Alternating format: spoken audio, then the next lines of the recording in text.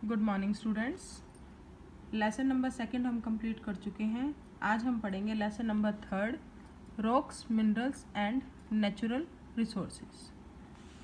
हम जानते हैं कि रॉक्स क्या होती हैं, चट्टानें होती हैं। मिनरल्स क्या होते हैं, खनिज होते हैं। और नेचुरल रिसोर्सेज क्या होते हैं, प्राकृतिक संसाधन होते हैं। तो आपको पता है कि रॉक्स जो होती हैं कई टाइप्स की होती हैं। इग्नियस होती हैं, सेडिमेंट्री होती हैं, मेटामॉर्फिक होती हैं। और इसी में ही इग्नियस, सेडिमेंट्री और मेटामॉर्फिक से इन्हीं रॉक्स से हमें डिफरेंट टाइप के क्या मिलते हैं, मिनरल्स मिलते हैं।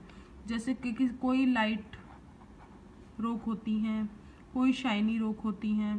तो डिफरेंट रॉक्स के बारे में हम इस चैप्टर में पढ़ेंगे और उनसे हमें कौन से खनिज, कौन से मिनरल्स मिलते हैं, इसके बारे में भी हम पढ़ेंगे। नेक्स्ट है हमारा नेचुरल रिसोर्सेज। नेचुरल रिसोर्सेज क्या होते हैं, हमारे प्राकृतिक संसाधन। क्या होते हैं हमारे प्राकृतिक संसाधन। नेचुरल रिसोर्सेज वह होते हैं जो हमें नेचर प्रोवाइड करता है।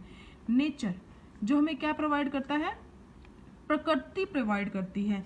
जैसे प्लांट्स हो गए, एनिमल्स हो गए, कोयल हो गया, सनलाइट हो गया, वाइंड हो गया। उसमें भी जैसे फॉरेस्ट हो गए,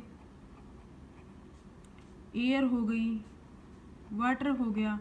ये सब चीज़ें हमें कौन प्रोवाइड करता है, नेचर प्रोवाइड करता है। नेचर ही हमें प्रोवाइड करता है, इसीलिए इनको नेचुरल रिसोर्सेज कहा जाता है। अब इन्हीं नेचुरल रिसोर्सेज में रिन्यूएबल और नॉन रिन्यूएबल दोनों टाइप्स के रिसोर्सेज आते हैं। जिसमें रिन्यूएबल होते हैं जिन्हें हम बार बार यूज कर सकते हैं। जैसे सनलाइट हो गया, वाइंड एनर्जी हो गया। इनसे हम क्या बनाते हैं, इलेक्ट्रिसिटी। आपको पता है वाइंड मिल्स होते हैं,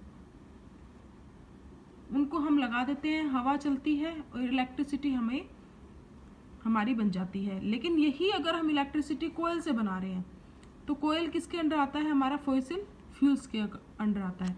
फॉसिल फ्यूल्स क्या होते हैं, जिनको हमने वन टाइम यूज किया, उसके बाद वो फिनिश हो गए, वो खत्म हो गए।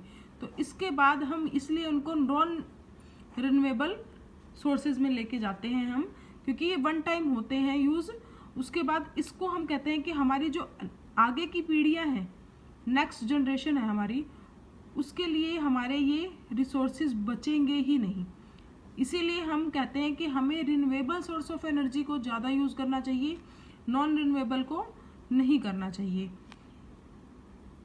सो स्टूडेंट, आज हम चैप्टर का इंट्रोडक्शन करेंगे।